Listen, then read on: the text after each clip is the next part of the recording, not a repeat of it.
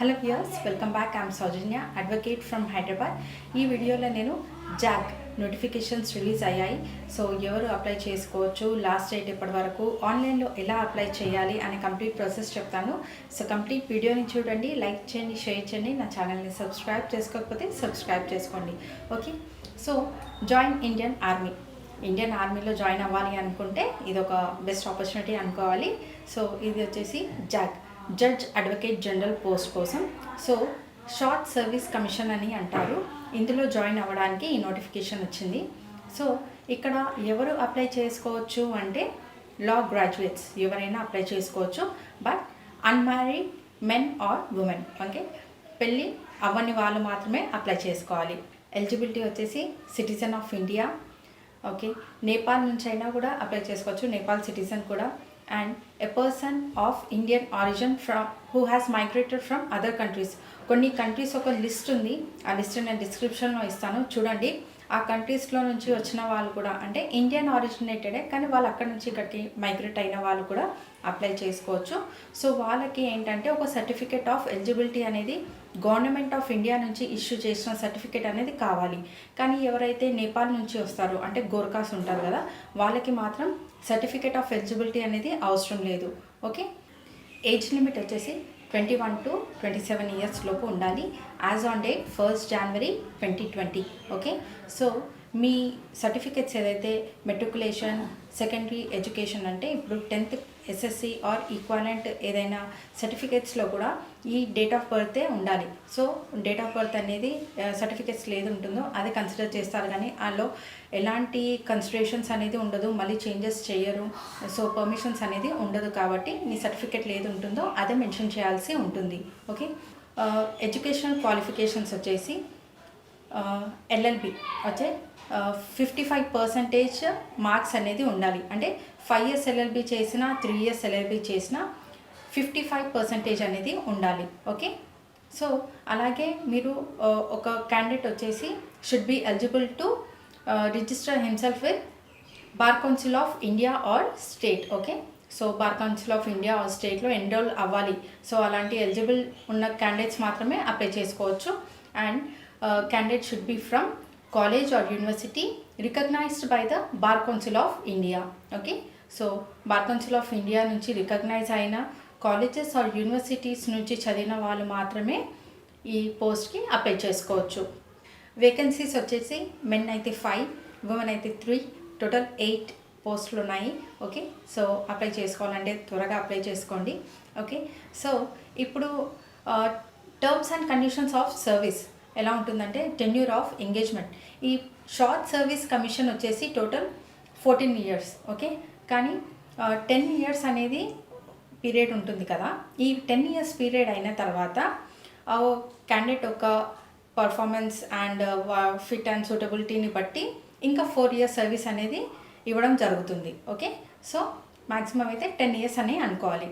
So ఈ SSC అంటే short service కమిషన్లో 10 years పీరియడ్ అయిపోయిన తర్వాత ఒక పర్సన్ ఒక మంచి తన కెపాబిలిటీని బట్టి పోస్ట్ అనేది పర్మనెంట్ కమిషన్లోకి ఇవ్వడం జరుగుతుంది, PC అంటారు.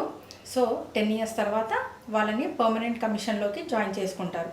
ఒకవేళ ఆ పర్మనెంట్ కమిషన్లోకి జాయిన్ చేసుకోలేరు అనుకోండి, కానీ అయినప్పటికీ ఆ క్యాండిడేట్ వచ్చేసి ఫిట్ అండ్ ఎలిజిబుల్ అనుకోండి, అప్పుడు ఏం చేస్తారంటే ఇంకా 4 years అనేది వాళ్ళకి SSCOs లాగా అపాయింట్ చేస్తారు. అంటే టోటల్ 10 + 4 years. ఓకే, సో ఇలా వాళ్ళకి 14 years పీరియడ్ అయిపోయిన తర్వాత ఆ సర్వీస్లో నుంచి రిలీజ్ చేయడం జరుగుతుంది. ఇది చాలా పెద్ద నోటిఫికేషన్ అండి. ఇందులో నేను కంప్లీట్గా మొత్తం ఎక్స్ప్లెయిన్ చేయాలంటే చాలా టైం పడుతుంది, కాబట్టి జస్ట్ చూపిస్తాను. సో ఇక్కడ మీకు టెన్యూర్ ఆఫ్ ఎంగేజ్మెంట్ తర్వాత పీరియడ్ ఆఫ్ ప్రొబేషన్ ఉంటుంది, antedate seniority, termination of commission and reserve liability. Training period వచ్చేసి duration of training period is 49 weeks at OTA Chennai. Okay, so ఇందులో మీకు కాస్ట్ ఆఫ్ ట్రైనింగ్ కూడా ఉంటుంది, and promotion criteria and salary structure, promotion criteria, rank and promotion క్రైటీరియాని బట్టి ఉంటుంది. Pay, rank level pay in rupees. Okay, so military service pay MSP, and fixed stipend for candidate training. ఎవరైతే ఈ training తీసుకుంటున్నారో వాళ్ళకి ఈ ట్రైనింగ్ పీరియడ్లో కూడా 56,100 రూపీస్ పర్ మంత్ లాగా పే చేస్తారు. ఓకే, సో అదర్ అలవెన్సెస్ కూడా ఉంటాయి. అండ్ మీకు నేను ఈ లింక్ మొత్తం డిస్క్రిప్షన్లో పెడతాను, సో చెక్ చేసుకోండి. High altitude allowances, side chain allowances, uniform allowances, ration in kind, transport allowances and children education allowances, hostel subsidy, army group insurance fund, how to apply. Candidates are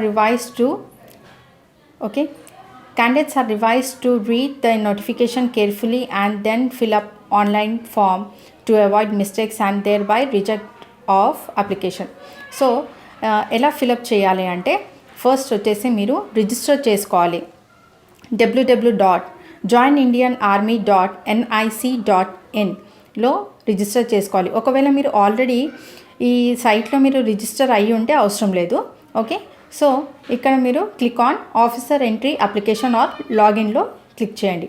ఆ తర్వాత మీరు registration ఇది చేసుకున్న తర్వాత fill on registration form. Okay, so registration form వచ్చేసి apply online. Okay, so ఇందులో మీరు eligibility select చేయాలి. Then click on apply. తర్వాత మీకు వచ్చేసి అప్లికేషన్ ఫామ్ అనేది ఉంటుంది. సో అందులో కంటిన్యూ సెలెక్ట్ చేయండి. తర్వాత మీరు సరిగ్గా చెక్ చేసుకోండి, అన్నీ ఒకసారి ట్వైస్ అలా చదువుకోండి, మళ్ళీ చదివి అర్థం చేసుకొని ఆ తర్వాత డీటెయిల్స్ అనేది ఫిలప్ చేయండి. తర్వాత మీరు డీటెయిల్స్ ఎంట్రీ చేసిన తర్వాత సేవ్ అండ్ కంటిన్యూ చేయండి. తర్వాత మీకు సమ్మరీ ఆఫ్ యువర్ ఇన్ఫర్మేషన్ అంత ఇన్ఫర్మేషన్ వస్తుంది కదా, మళ్ళీ ఒకసారి చెక్ చేసుకోండి. ఆ తర్వాత మీరు సబ్మిట్ నౌ సెలెక్ట్ చేయండి. Okay,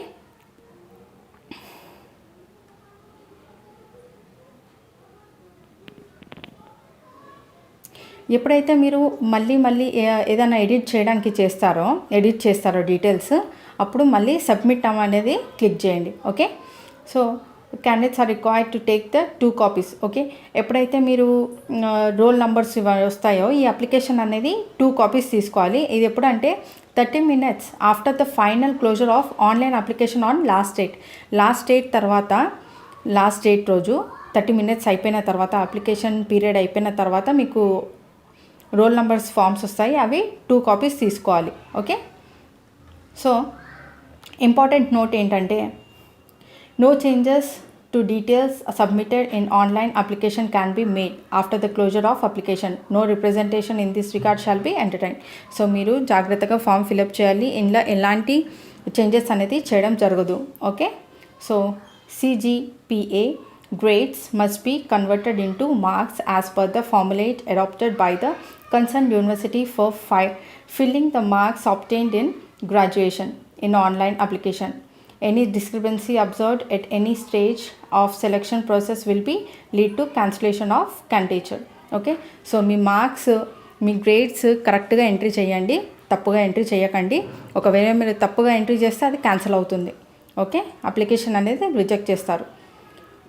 important point third one ఏంటంటే candidates name or parents name, father, mother, date of birth in the profile and online application must be as per the matriculation secondary school examination అంటే 10th class. Okay, or equivalent వేరే certificate issued by the concern board of education.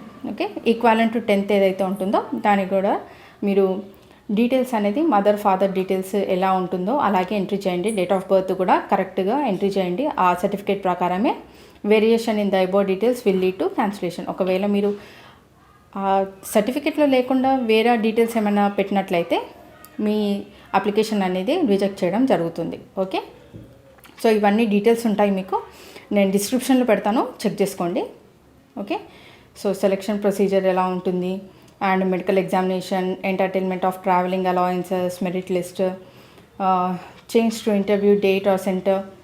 Okay, so ఇవన్నీ ఉంటాయి. So last important point ఏంటంటే online application will open on 13 October 2020 నుంచి at 15 hours అంటే 3 PM నుంచి and close on 11th November 2020 at 3 PM. Okay, 15 hours 11th November రోజు evening 3 PM వరకు మీరు apply చేసుకోవచ్చు.